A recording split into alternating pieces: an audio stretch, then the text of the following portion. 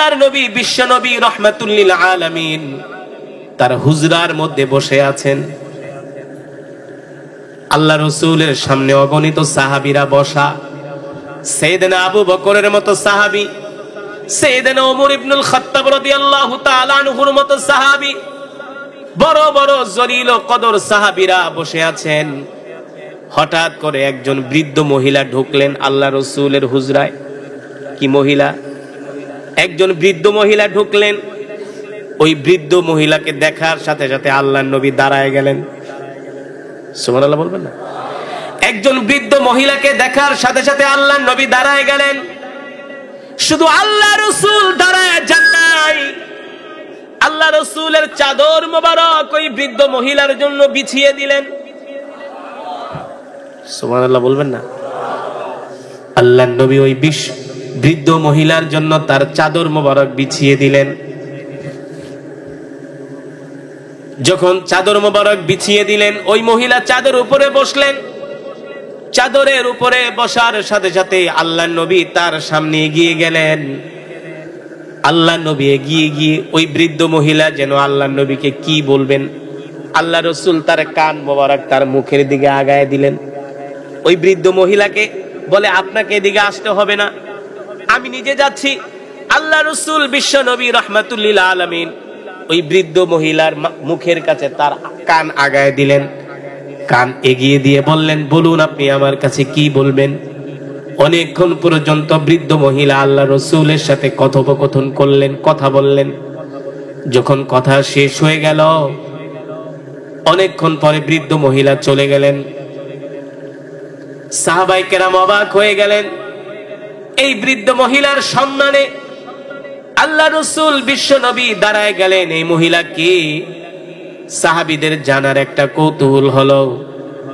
বৃদ্ধ মহিলা যাওয়ার পরে আল্লাহ নবীকে প্রশ্ন করলেন সাহাবীরা, ওগো আল্লাহর নবী রাহমাতুল লিল আলামিন, আমরা জানতে চাই আপনার দরবারে এই বৃদ্ধ মহিলা কে আসলেন, যার সম্মানে আপনি দাঁড়ায় গেলেন। শুধু যার সম্মানে আপনি দাঁড়াননি, আপনার চাদর মোবারক তার জন্য বিছিয়ে দিলেন। আল্লাহ নবী বললেন, শোনো, ওই বৃদ্ধ মহিলা হলেন আমার দুধ মা হযরত হালিমাতুস সাদিয়া। আমার দুধ মা হযরত হালিমাতুস সাদিয়া রাদিয়াল্লাহু তাআলা আনহা। আল্লাহর নবী একজন মহিলার সম্মানে তার চাদর বিছিয়ে দিয়েছেন, তার সম্মানে দাঁড়ায় গেছে। ঠিক কিনা বলেন? তাহলে ইসলাম কি নারীকে মর্যাদা দিয়েছে নাকি দেয় নাই? হ্যাঁ, ইসলাম কখনো নারীকে অমর্যাদা করেনি। ইসলাম কখনো নারীর অধিকার হরণ করেনি, অথচ ইসলাম দিয়েছে নারীর মর্যাদা। ঠিক কিনা বলেন? জাহিলিয়াতের যুগে কোন কন্যা সন্তান জন্ম নিলে তাদেরকে জ্যান্ত মাটির মধ্যে পুঁতে দেওয়া হতো। আল্লাহ রাসূল সাল্লাল্লাহু আলাইহি ওয়াসাল্লাম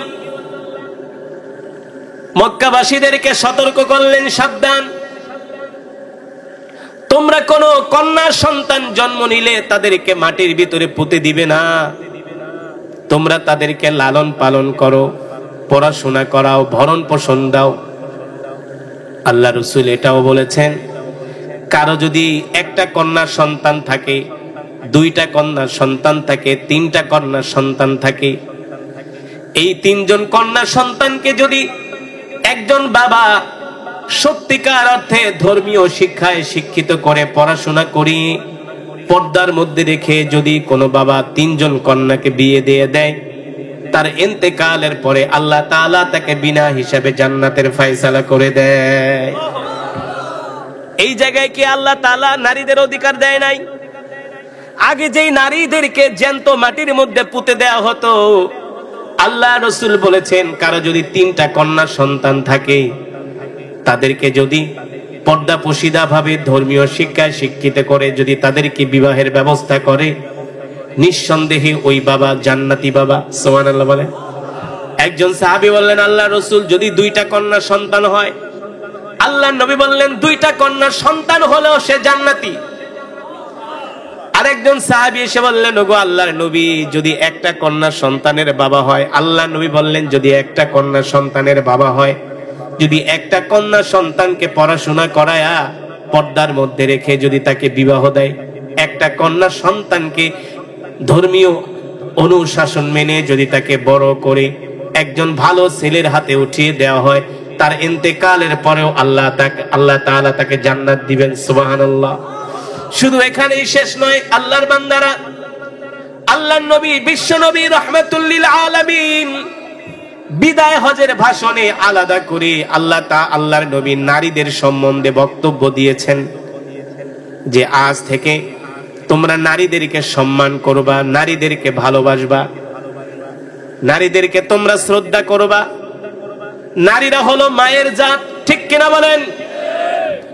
এই কারণেই মায়ের পায়ের নিচে সন্তানের বেহেশত, ঠিক না?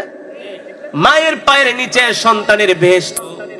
আল্লাহ তাআলা কোরআনুল কারীমের মধ্যে বলেন, ওয়া কাদা রাব্বুকা আল্লা তা'বুদু ইল্লা ইয়াহু ওয়া বিল ওয়ালিদাইনি ইহসানা ইম্মা ইয়াবলুগান্না ইনদাকাল কিবারা আহাদুহুমা আও কিলাহুমা ফালা তাকুল লাহুমা উফফিন ওয়া লা তানহারহুমা ওয়া কুল লাহুমা কাওলান কারীমা ওয়াখফিদ লাহুমা জানাহাদ দুল্লি মিনার রাহমা ওয়া কুর রাব্বিরহামহুমা কামা রাব্বায়ানি সগীরা। আল্লাহ রাব্বুল আলামিন বলেন, নবী আমার সিদ্ধান্ত হলো একমাত্র দুনিয়ার মানুষগুলো আল্লাহর ইবাদত করবে। কার ইবাদত? জোরে বলুন, কার ইবাদত? ইবাদত হবে আল্লাহ তাআলা।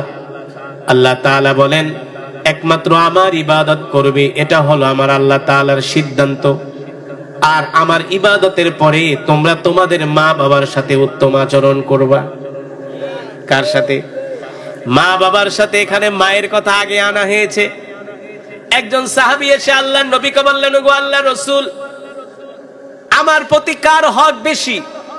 আল্লাহ রাসূল বললেন, উম্মুকা, তোমার প্রতি তোমার মায়ের হক বেশি। দ্বিতীয়বার সাহাবী বললেন, আল্লাহর নবী, আমার প্রতি কার হক বেশি? দ্বিতীয়বার বললেন, তোমার মায়ের হক বেশি। তৃতীয়বারও সাহাবী প্রশ্ন করলেন, ওগো আল্লাহর নবী, আমার প্রতি কার হক বেশি? বললেন, তোমার মায়ের। এখানে আল্লাহ তাআলা মায়ের কথা তিনবার বলেছেন। কয়বার? চতুর্থবার যখন বললেন, ওগো আল্লাহর নবী, আমার প্রতি কার হক বেশি? চতুর্থবার বললেন, তোমার বাবার।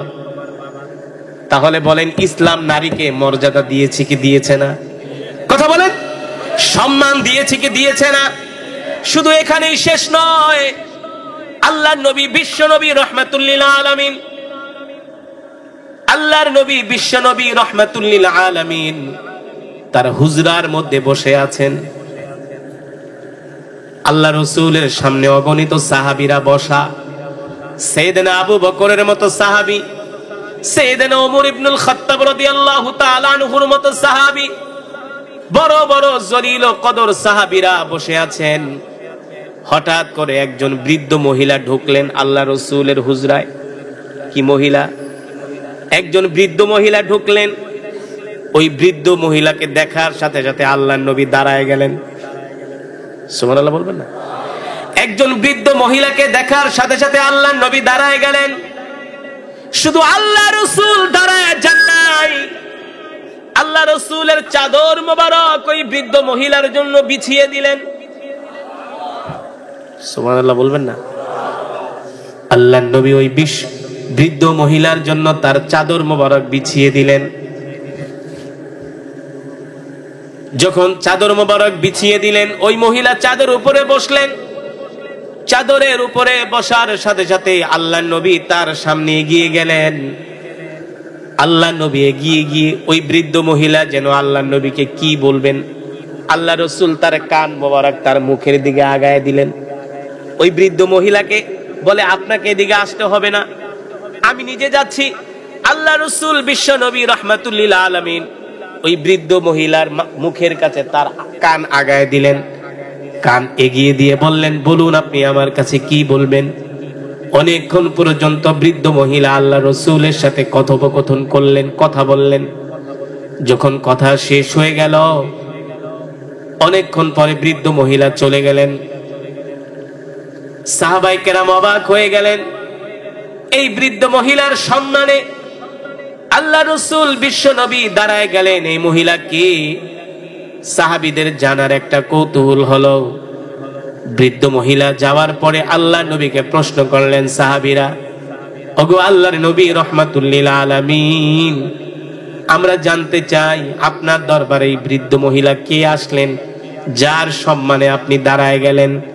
শুধু যার সম্মানে আপনি দাঁড়াননি, আপনার চাদর মোবারক তার জন্য বিছিয়ে দিলেন। আল্লাহ নবী বললেন, শোনো, ওই বৃদ্ধ মহিলা হলেন আমার দুধ মা হযরত হালিমাতুস সাদিয়া। আমার দুধ মা হযরত হালিমাতুস সাদিয়া রাদিয়াল্লাহু তাআলা আনহা। আল্লাহর নবী একজন মহিলার সম্মানে তার চাদর বিছিয়ে দিয়েছেন, তার সম্মানে দাঁড়ায় গেছে। ঠিক কিনা বলেন? তাহলে ইসলাম কি নারীকে মর্যাদা দিয়েছে নাকি দেয় নাই?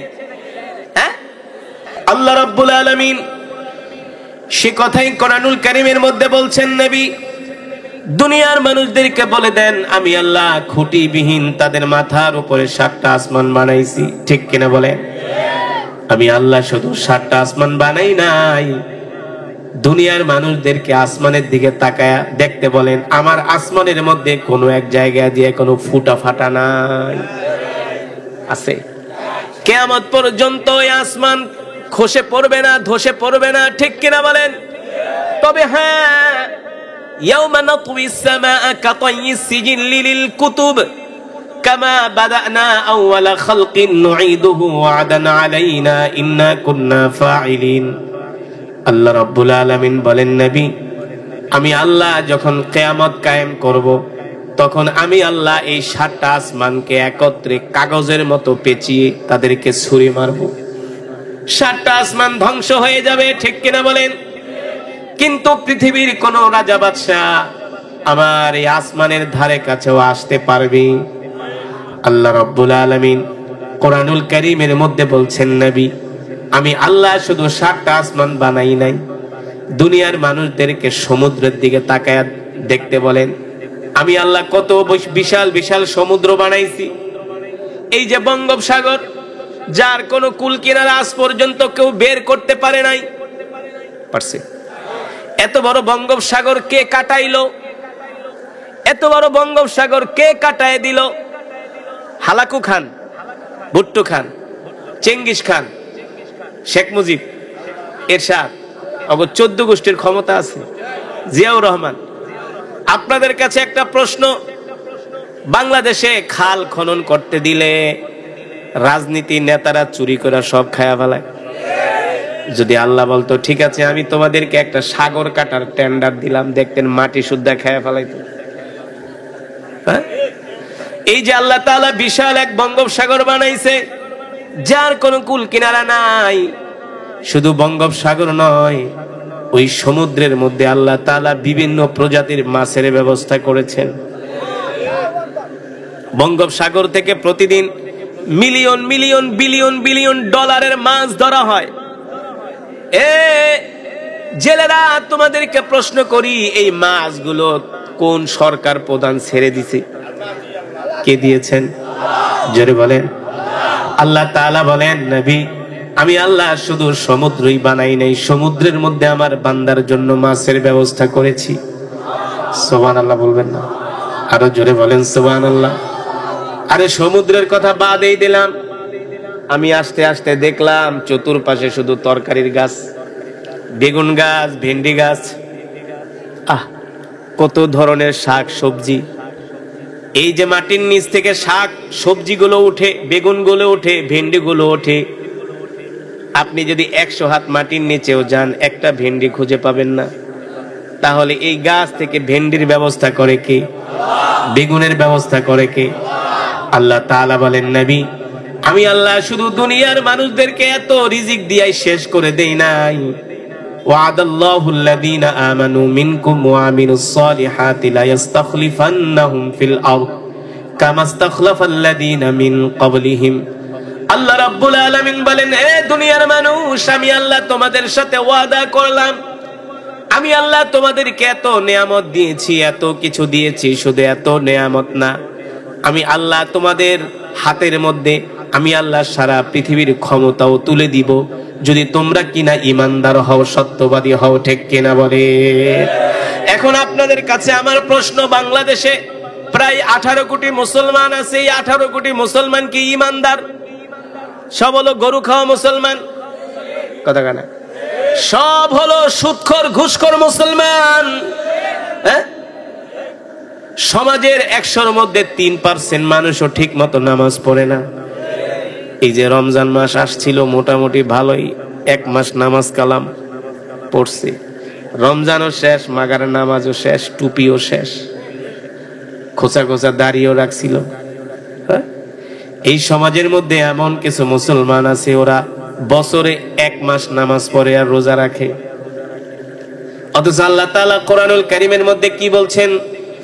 ইয়া আইয়ুহাল্লাযীনা আমানু দুখুলু ফিস-সিলমি কাফা ওয়া লা তাত্তাবিউ খুতুওয়াতিশ শাইতান। ঈমানদারেরা, তোমরা ইসলামের মধ্যে পরিপূর্ণভাবে প্রবেশ করো। ইসলামের মধ্যে তোমরা 100% প্রবেশ করো, 100% ইসলাম মানো। অথচ আজকে বাংলার মুসলমানেরা ইসলাম মানে না, কোরআন মানে না, দ্বীন মানে না। আল্লাহ তাআলা বলেন, যদি তোমরা আমার দ্বীন মানো, আমার কোরআন মানো, কোরআন অনুযায়ী যদি তোমরা রাষ্ট্র পরিচালনা করো। কি পরিচালনা? এই কোরআন শুধু খতম পড়ার জন্যই নাজিল হয় নাই। এই কোরআন শুধু তাবিজ দেওয়ার জন্য নাজিল হয় নাই। এই কোরআন শুধু জারফুক করার জন্য নাজিল হয় নাই। এই কোরআন দিয়া শুধু ওয়াজ মাহফিল করবে এই কারণে কোরআন নাজিল হয় নাই। আল্লাহ তাআলা কোরআনুল কারীমের মধ্যে বলছেন, আলা লাহুল খালকু ওয়াল আমর তাবারাকাল্লাহু রাব্বুল আলামিন। আল্লাহ তাআলা বলেন, নবী, আসমান আমার, জমিন আমার, সব কিছু আমার, আর আমার জমিনে আমার কোরআনের আইন চলবে। কিসের আইন? আরো জোরে বলতে হবে, কিসের আইন? ওমান লাম ইয়াহকুম বিমা আনজালাল্লাহু ফাউলাইকা হুমুল কাফিরুন। আল্লাহ তাআলা বলে, যারা আমার কোরআন দিয়ে রাষ্ট্র চালায় না ওরা হলো কাফের। যারা আমার কোরআন দিয়ে রাষ্ট্র পরিচালনা করে না ওরা হলো ফাসিক। ঠিক কিনা বলেন? একজন নারী যখন সে স্ত্রী হয়, স্ত্রী হলে সে স্বামীর সম্পদের ভাগ পায়। পায় কি পায় না? স্বামী মারা গেলে তার সন্তানরা তার ভরণ পোষণের দায়িত্ব নেয়। কথা বলে না? নেয় কি নেয় না? ওই নারী আবার বাবার সম্পদের ভাগও পায়। তার মানে একজন নারী 3 দিক থেকে সম্পদ পায়। স্বামীর ভাগ, সন্তানের ভরণ পোষণ, আবার বাবার বাড়ির ভাগ। আর আমরা পুরুষরা শুধু পাই বাবার সম্পত্তির ভাগ। তাহলে আমাদের থেকে নারীরা এগিয়ে কিনা? জোরে বলেন। আর এগিয়ে না থাকলে কি আল্লাহ তাআলা কোরআনে কেমনে আয়াত নাজিল করছে? লিযযাকারি মিসলু হাযযিল উনসায়াইন। আল্লাহ তাআলার চেয়ে মহাজ্ঞানী পৃথিবীতে আর কেউ হতে পারে না। ঠিক কিনা বলেন? ইন্নাল্লাহা আলিমুন হাকীম। আল্লাহ তাআলা বলেন, আমি হচ্ছে প্রজ্ঞাময়, আমার মতো জ্ঞানী আর পৃথিবীতে কেউ হতে পারে না। ঠিক কিনা বলেন? সেই মহান আল্লাহ তাআলা বিধান করে দিয়েছেন, সম্পদের ভাগ নারীরা পাবে। 2 নারী যতটুকুন পাবে, একজন পুরুষ ততটুকুন পাবে। এমনিতেই অনেক পুরুষরা আছে মহা বিপদে, প্রতিদিন স্ত্রীর হাতে মাইর খায়। ঘরের দরজা লাগায়, স্ত্রী স্বামীরে পিটায়। আমি এই প্রতি রমজানে একটা মসজিদে কিয়ামুল লাইল পড়াই, প্রতি রমজানে। আজকে প্রায় 15 বছর। ঢাকার মতিঝিলে। কোথায়? সেই নামাজটা শুরু হয় রাত 1:30টায়। কয়টায়? শেষ হয়ে যায় 3:30টায়। তো প্রায় 4-5 হাজার মুসল্লি হয় মসজিদে আজকে 15 বছর ধরে। তো একজন মুসল্লি আগে, হুজুর দুঃখের কথা কি কমু, কথায় কথায় আমার স্ত্রী আমার গায়ে হাত তোলে, কথায় কথায়। এখন আমি আর তারে কি সান্ত্বনা দিব? আমি যদি কই আপনারা হাত তোলে, আপনি কি করেন? আপনি কি পুরুষ না? এই কথাগুলো ওই মহিলার হাড্ডি একটাও থাকবো? রাত্রে বাসায় যে তো প্রথম মনে করেন খাটের স্টান দিয়ে পিটান শুরু করবো, আল্লাহু আকবার কয়া, যে হুজুরে নির্দেশ দিছে। হুজুর আমার স্ত্রী এত রাগী, কিছু হইলেই শুধু হুজুর আমার গায়ে হাত তোলে, আমি কি করতে পারি? আমার 3-4টা সন্তান। এখন এই মহিলারা যদি আমি ডিভোর্স দিয়া দিই তাহলে তো আমার সংসারটাই শেষ। তো পাশে আর একজন লোক, আমি এখন তারে কি বলবো? আমি বলি, শোনেন, স্ত্রী যদি আপনারে মারে ওই জায়গা বেহেশতে যাইব। পাশের থেকে একটা লোক কয়, হুজুর তাইলে আমার পুরো শরীরই ভেস্তে গেছে। আমি তো ওর চেয়ে বেশি মার খাই, আমি তো ওর চেয়ে বেশি। তোর তো একদিন পর বা 2 দিন পর মারে, আর আমার প্রতিদিন মারে আজকে 30 বছর ধরে। ওর যদি অর্ধেক ভেস্তে যায় তা আমার পুরাটাই ভেস্তে গেছে। তো বলেন, বাংলাদেশে পুরুষ নির্যাতন হয় কি হয় না?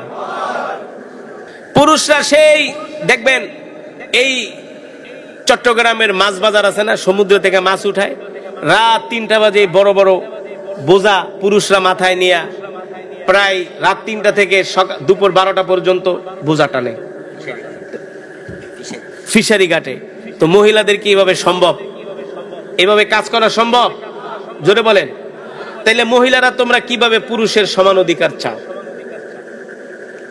এটা কোনো যুক্তিযুক্ত কথা হলো? তারা বলতেছে আমরা পুরুষের মতো সমান অধিকার চাই।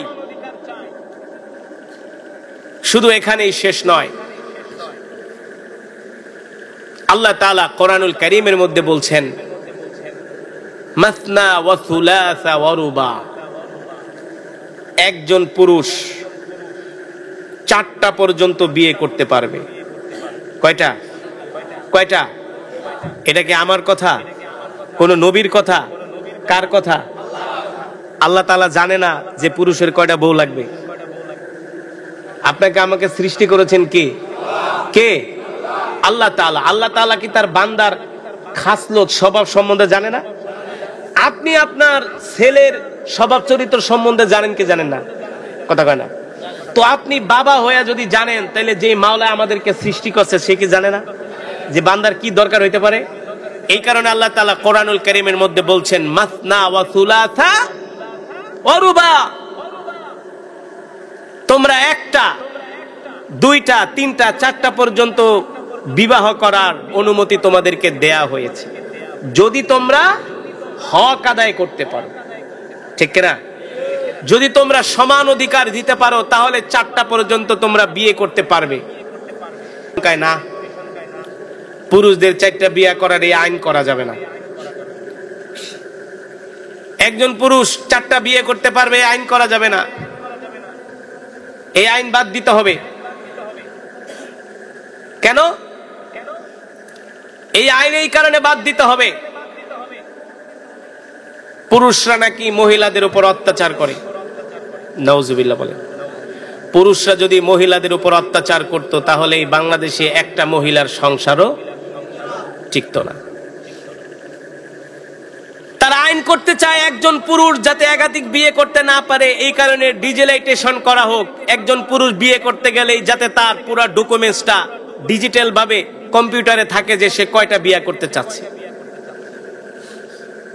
অথচ আল্লাহ তাআলা বিধান দিয়েছেন যে তোমাদের যদি প্রয়োজন হয় তোমরা 1টা থেকে 4টা পর্যন্ত স্ত্রী রাখতে পারবা। এখন তারা যেহেতু বলতেছে যে না, একজন পুরুষ 4টা বিয়ে পর্যন্ত করতে পারবে না, এটা কি আল্লাহর কোরআনের বিরুদ্ধে না? জোরে বলেন, বিরুদ্ধে কি বিরুদ্ধে না? যারা আল্লাহর কোরআনের আইনের বিরুদ্ধে কথা বলে, হামান, কারুন, সাদ্দাত, ফেরাউন, নমরুদ, আবু জেহেল, উতবা, সাইবা, তারাও আল্লাহর কোরআনের বিরুদ্ধে কথা বলার কারণে আল্লাহ তাদেরকে ধ্বংস করে দিয়েছেন। ঠিক কিনা বলেন? নারীরা বলে, ওই প্রগতিশীল নারী, তারা বলে এদেশের আলেম ওলামারা নারীদের বিরুদ্ধে লেগেছে। অথচ বাংলাদেশের আলেম সমাজ নারীদের অধিকার নিয়ে যত কথা বলে, বাংলাদেশের কোন শ্রেণীর মানুষ এত কথা বলে না। বলে? বলে না। ইমানের সাথে সম্পর্ক, এই কথাগুলোর উত্তর কোন সুদখোর, কোন ঘুষখোর দিতে পারবে না। কারণ সুদখোর, ঘুষখোর ওই তো হারাম করে, ওই তো হারাম খায়। এই হারামখোর কখনো ইমানের আওয়াজ দিতে পারে না। ইমানের আওয়াজ তারাই দিতে পারে যারা হালাল খায়, যাদের শরীরে ইমানের পাওয়ার আছে, অন্তরে ইমানের বল আছে। ঠিক কিনা বলেন? তো আপনাকে আমি প্রশ্নগুলো করব, উত্তরগুলো দিতে পারবেন তো ইনশাআল্লাহ? আকাশ বাতাস প্রকম্পিত করে উত্তরগুলো দিতে হবে। 1 নম্বরে বলেন, মুসলমান আমাদের হায়াতের মালিক কে? আরো জোরে বলতে হবে, আমাদের রিজিকের মালিক কে? আমরা কার গোলাম? কিছু মানুষ চুপ করে রয়েছে, ওরা হলো শয়তানের গোলাম। যারা চুপ করে থাকে ওরা হলো শয়তানের গোলাম। কিন্তু আমরা কার গোলাম? আরে জোরে বলতে হবে, আমরা কার গোলাম? মুসলমান। আসমান কার? জমিন কার? কোরআনে আছে কি আছে না? নাই? আল্লাহ তাআলা আমাদের মাথার উপরে কয়টা আসমান বানাইছে? কয়টা? কোরআনে আছে কি আছে না? আমি যতক্ষণ করব ওয়াজ, আপনাদের দিতে হবে আওয়াজ। কথা কেন? চিটাইঙ্গা মানুষ, কথা বুঝতে পেরেছেন? যতক্ষণ বয়ান চলবে ময়দান কাঁপবে। মানুষ অল্প হোক, আশেপাশের মানুষগুলো যারা আছে ওরা বুঝবে এখানে কিছু ঈমানওয়ালা মুসলমান আছে। ঠিক কিনা বলেন? এমন বয়ান হবে নাস্তিক মুরতাদদের অন্তরের ভিতরে ভীত কম্পন সৃষ্টি হবে। ঠিক কিনা বলেন? কথা হবে কোরআন থেকে। কোরআনের কথা শুনলে কেউ খুশি হবে, কেউ বেজার হবে। যে বেজার হয় হোক, তাতে আমাদের কিছু যায় আসে না। আমরা কোরআনের কথা বলবো, হক কথা বলবো। রাজি আছেন? রাজি আছেন? আর বয়ান চলাকালীন কোনো উঠা বসা করা যাবে না। এখানে শুধু প্লাস হবে, ঢুকবে, কোনো মাইনাস হবে না। একজনও উঠাউঠি করা যাবে না। রাজি আছেন? হ্যাঁ? আপনারা যারা এই মাহফিলে আসছেন, আমার চেয়ে আপনারা অনেকেই সুস্থ, আপনাদের চেয়ে কিন্তু আমি গুরুতর অসুস্থ। তো আমি যদি বয়ান করতে পারি, আপনারা শুনতে পারবেন না? আর একজন অসুস্থ মুসাফির যদি আল্লাহ তাআলার দরবারে দোয়া করে, বুলেটের গুলি মিস যেতে পারে, অসুস্থ মুসাফির কোরআনে হাফেজের দোয়া মিস যাবে না ইনশাআল্লাহ। তাহলে আমরা শেষ মোনাজাত দিয়ে বাড়িতে যাব। রাজি আছেন? যারা আশেপাশে আছেন, দাঁড়ায় আছেন, মজমায় বসে পড়েন। আজকে এমন কিছু কোরআন হাদিস থেকে আলোচনা হবে যেগুলো আমাদের বর্তমানে শোনা, প্রত্যেকটা মুসলমানের বোঝা, আমল করা, এটা আমাদের জন্য এখন ফরজে আইন হয়ে গেছে। কারণ বাংলার জমিনে আল্লাহর কোরআনকে নিয়ে সিনিমিনি খেলা হচ্ছে। ঠিক কিনা বলেন? আল্লাহর কোরআনের বিরুদ্ধে সরাসরি অবস্থান নেওয়া শুরু করেছে। তো এর বিরুদ্ধে আমাদেরকে প্রতিরোধ গড়ে তুলতে হবে কি হবে না? জোরে বলুন। মুসলমান, যেটা বলছিলাম, আমাদের মাথার উপর কয়টা আসমান? কোরআনে আছে কি আছে না? আছে। আল্লাহ তাআলা জানেন কি জানেন না কয়টা আসমান আছে? সুবহানাল্লাহ বলেন।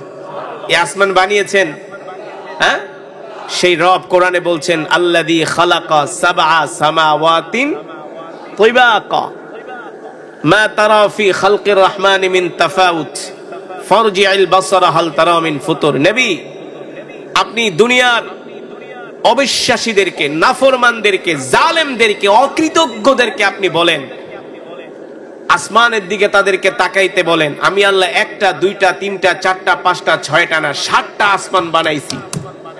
কয়টা?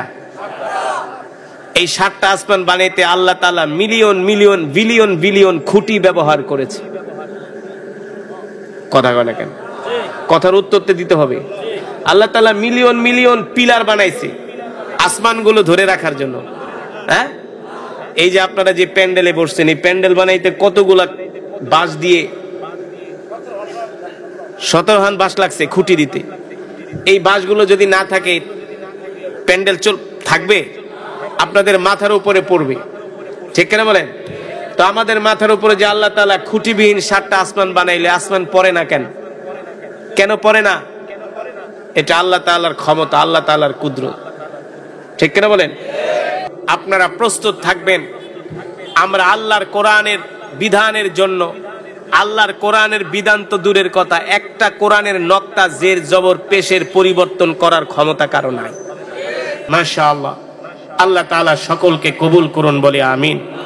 ইসলামের জন্য, দ্বীনের জন্য কবুল করুন বলে আমিন। আজকের এই মাহফিলে এসে আপনারা খুশি নাকি বেজার? জোরে বলে আলহামদুলিল্লাহ। আগামী বছর এই মাহফিলটা হোক, আপনারা চান? চান? কে কে চান? হাত উঠে আল্লাহকে দেখান, হাত সোজা করেন, সোজা করেন। মাশাআল্লাহ। আগামী বছর এই মাহফিলটা সুন্দরভাবে হোক, আপনারা চান? আল্লাহ তাআলা সকলকে কবুল করুন। হাত নামান। এই মাহফিলটা যাতে আগামী বছর সুন্দর করে হয়, আপনারা যদি চান, তাহলে আপনাদের এই মসজিদটা আরো সুন্দর করবেন। 1 বছরের ভিতরে পুরো কাজ কমপ্লিট করবেন। এর জন্য যদি আপনাদের জমি বেচা লাগে, জমি বেচবেন। কেন? জমি নিয়ে কি কবরে যাবেন? হ্যাঁ, বিল্ডিং নিয়ে কবরে যাবেন? গরু নিয়ে কবরে যাবেন? স্বর্ণ গয়না নিয়ে কবরে যাবেন? যার যত বড় বিল্ডিং থাকুক, যে যত লক্ষ কোটি টাকার মালিক হোক, জায়গা কিন্তু 3.5 হাত। কয় হাত? কয় হাত?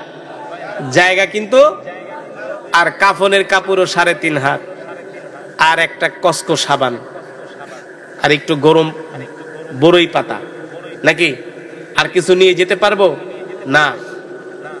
এই মসজিদটাকে আপনারা একবারে টিপটপ একটা মসজিদ করবেন। মসজিদের স্ট্রাকচার দেখে বোঝা যাচ্ছে যে মসজিদটা যদি কাজটা কমপ্লিট হয় একটা দৃষ্টিনন্দন মসজিদ হবে, দেখার মতো একটা মসজিদ হবে।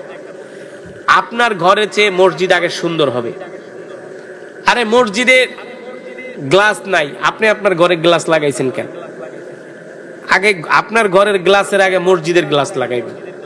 আগে আল্লাহর ঘরকে ভালোবাসতে হবে, ঠিক কিনা বলেন? যে এলাকার মসজিদ সুন্দর, যে এলাকার কি সুন্দর? মসজিদ সুন্দর। যে এলাকায় সুন্দর কবরস্থান আছে, যে এলাকায় সুন্দর স্কুল আছে, বুঝতে হবে ওই এলাকার মানুষগুলো শিক্ষিত, ধার্মিক, ভদ্র। আর যে এলাকার মসজিদ সুন্দর না, বুঝতে হবে ওই এলাকার মানুষগুলো মূর্খ, ওই এলাকার মানুষগুলো হলো বখিল, কুঞ্জুস। বুঝতে পারছেন? এই কারণে আগে আমাদের ঘরের আগে মসজিদকে সুন্দর করতে হবে। তো আগামী 1 বছরের ভিতরে মসজিদের কাজ কমপ্লিট করবেন ইনশা। রাজি আছেন? রাজি আছেন? অর্থ লাগলে অর্থ দিবেন, শ্রম লাগলে শ্রম দিবেন, মেহনত করবেন, লাগলে জমি বেচবেন, স্বর্ণ গয়না বেচবেন মা বোনেরা। তারপরে এই মসজিদকে টাইলস করবেন, মসজিদকে গ্লাস লাগাবেন, গ্রিল লাগাবেন, ডিস্টেম্পার করবেন, সুন্দর সুন্দর বাতি লাগাবেন। সুন্দর সুন্দর কি লাগাবেন? বাতি লাগাবেন। দামি দামি কার্পেট মসজিদে দিবেন, যাতে মসজিদে ঢুকলেই ভালো লাগে, ঠিক কিনা বলেন? এমনি আল্লাহর ঘর, রহমতের ঘর, বরকতের ঘর। এই ঘরকে যখন আপনারা সুন্দর করবেন, আল্লাহ তাআলা আপনাদের জানে মালে বরকত দিবে। এই কারণে মসজিদটাকে সুন্দর করবেন তো ইনশাআল্লাহ। আল্লাহ তাআলা সকলকে তৌফিক দান করুন, এই মসজিদকে কবুল করুন, আপনাদের সকলকে কবুল করুন। আমি যে বয়ান করেছি কোরআন হাদিসের বাইরে একটাও কথা বলছি, ব্যক্তিগত কোনো কথা বলছি, রাজনীতির কোনো কথা বলছি, যা বলেছি কোরআন থেকে। এই কথাগুলো দরকার ছিল কি ছিল না? ছিল কি ছিল না? জোরে বলেন, জোরে বলেন, ছিল কি ছিল না? শুধু আমরা নিজেরাই না, আমাদের আশেপাশে যারা আছে তাদেরকে আমরা সতর্ক করব। যদি সরকার এই আইন কইরা ফেলায় তাহলে কিন্তু মহা বিপদ আমাদের সামনে। তখন সম্পত্তি লইয়া লাগবো মারামারি, বইনেরা থাকবো সারা জীবন স্বামীর বাড়ি, বাপের বাড়ি একবার আমার সম্পদের ভাগ দে সমান। তোর বিয়া দেওয়ার সময় 10 লাখ নিয়ে গেলি, সারা জীবন পড়ালেখা করাইলাম, স্বামীর বাড়ি থেকে আবার আইসা নিবি সম্পদের ডাবল ভাগ, ঠিক কিনা বলেন? সে 3 দিক থেকে পাবে, পাক, সেটা কথা না, কিন্তু আল্লাহর কোরআনের বিধান, এখানে তো আল্লাহর কোরআনের বিধানের বিরুদ্ধে হাত তোলা হচ্ছে, ঠিক কিনা বলেন? এটা আমরা মুসলমানরা কখনোই সহ্য করব না। আল্লাহ তাআলা আমাদেরকে কোরআন অনুযায়ী চলার তৌফিক দান করুন, দিন অনুযায়ী চলার তৌফিক দান করুন। এই মসজিদকে আল্লাহ তাআলা কবুল করুন, এই সমাজবাসীকে কবুল করুন। অত্র এলাকার গোরস্থানে যত কবরবাসী শুয়ে আছে, আল্লাহ তাআলা প্রত্যেকটা কবরবাসীর কবরকে জান্নাতের বাগান বানায় দিন, বলি আমিন। দুরূদ শরীফ পড়ি। আল্লাহুম্মা সাল্লি আলা মুহাম্মাদ ওয়া আলা আলি মুহাম্মাদ কামা সাল্লাইতা আলা ইব্রাহিম ওয়া আলা আলি ইব্রাহিম ইন্নাকা হামিদুম মাজিদ। আল্লাহুম্মা বারিক আলা মুহাম্মাদ ওয়া আলা আলি মুহাম্মাদ কামা বারাকতা আলা ইব্রাহিম وعلى آل إبراهيم إنك حميد مجيد. أستغفر الله الذي لا إله إلا هو الحي القيوم وأتوب إليه. لا حول ولا قوة إلا بالله العلي العظيم. আজকের যারা এত সুন্দর মাহফিলের আয়োজন করছে, আল্লাহ তাআলা তাদেরকে কবুল করুন। আপনারা যারা দূর দূরান্ত থেকে আসছেন, আল্লাহ তাআলা আপনাদের কবুল করুন। অনেক মা বোনেরা আছেন, আল্লাহ তাআলা সকলকে ক্ষমা করে দিন। আমরা সকলেই সকলের জন্য দোয়া করব। এক মুসলমান অপর মুসলমানের জন্য দোয়া করব। সারা পৃথিবীতে যত মুসলিম মুসলমান আছে সকলের জন্য দোয়া করব। অনেকে অসুস্থ আছেন, অসুস্থ ব্যক্তিদের জন্য দোয়া করব। আপনারা আমার জন্য দোয়া করবেন, আমিও আপনাদের জন্য দোয়া করব। আল্লাহুম্মা আমিন। আলহামদুলিল্লাহি রাব্বিল আলামিন। والصلاة والسلام على سيد الأنبياء والمرسلين وعلى آله وصحبه أجمعين يا أول الأولين يا آخر الآخرين يا ذا القوة المتين يا راحم المساكين يا أرحم الراحمين يا أرحم الراحمين يا أرحم الراحمين